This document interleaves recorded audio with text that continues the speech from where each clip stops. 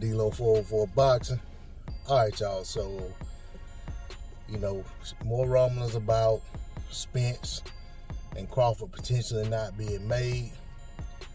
We all know that's the biggest fight to be made in the welterweight division. Could be one of the biggest fights to be made in boxing. It is one of the biggest fights to be made in boxing. Could be the biggest fight. Alright. Undisputed makes the fight bigger. That said, the fight was big when both guys just had one belt. The fight was big when Terence Crawford came up from 147 and didn't have a belt. Of course, it's gotten bigger over the years. But everyone pretty much saw Spence as the top 147-pound fighter by the time Terence Crawford had his first fight at 147. Granted, Terence Crawford's first fight ended up being a title shot versus Jeff Horn, which to me made the potential showdown with Spence bigger. Both guys being champions at 147 pounds. Now, when you look at what has transpired since then, Terence Crawford has only had more fights at 147, beating legitimate contenders at 147 and a couple former champions. A few former champions if you throw in Amir Khan as a former champion at 140.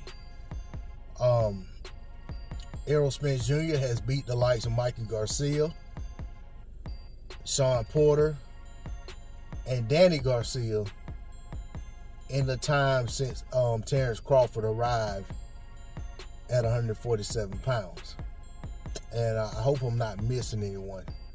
But either way it goes, both guys have only strengthened their stronghold as top fighters at 147 pounds. There are some who feel like should these guys get to the place where they can make the fight, because don't get me wrong, your Dennis Ugas is a formidable foe for Errol Spence Jr. or if Terence Crawford, if he was fighting Crawford. And right now, as things stand, he is the only thing standing in the way of Errol Spence Jr. and Terence Crawford getting together for undisputed at 147 pounds. Now, assuming Errol Spence Jr. takes care of that business, and assuming Terence Crawford doesn't run into anything that derails him from making a fight, in terms of taking a loss, if both of those guys come to that fight representing all four of the major titles at 147 pounds, there stands reason to believe that the fight is bigger today, or would be bigger at that time, than it ever was at any other point. But what we run the risk of is the fight losing its luster if it continues to be drug on or dragged on, however you say that. Okay, so my thing is, I want to see these guys come to the table. Like I said, should everything else pan out, come to the table and come to an agreement to make this undisputed fight. To me, it's the biggest fight for both guys.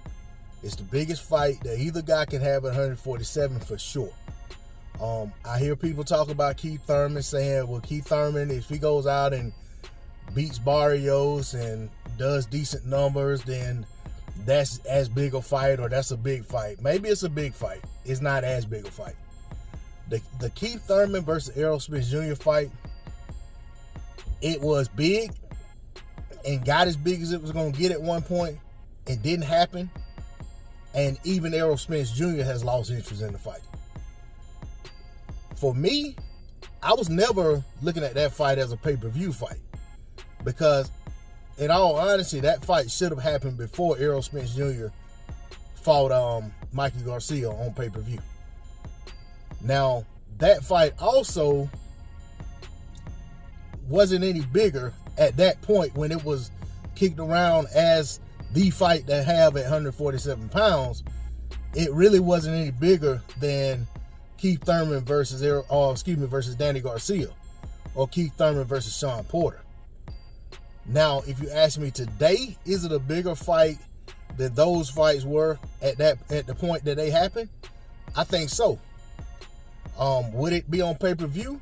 Of course PBC would put it on pay-per-view. They're putting Thurman versus Barrios on pay-per-view. But that said, I don't think the interest is there for Thurman versus Spence, regardless of what happens in the Barrios fight.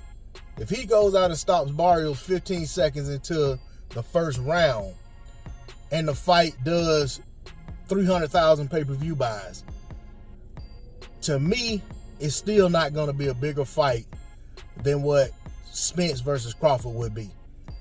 Even though at that point, you could say that Thurman has done better pay-per-view numbers than Crawford. But that's not going to be the point. To me, regardless of what their numbers were prior to them coming together, when you throw Spence and Crawford together, I think that's a fight that the fans have been demanding for a while. They're clamoring to see, and I think the fans are going to show up and show out for that fight.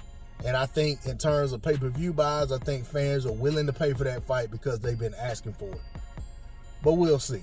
But my point is, I don't see a bigger fight at 147 pounds for either guy. I don't see a more lucrative fight for either guy. And I don't see a fight with bigger implications for the division or for the sport than Errol Spence Jr. versus Terence Crawford for either guy. That's all I got on it. D-Lo 404 Boxing. Like, share, comment, subscribe. I'm out. Peace.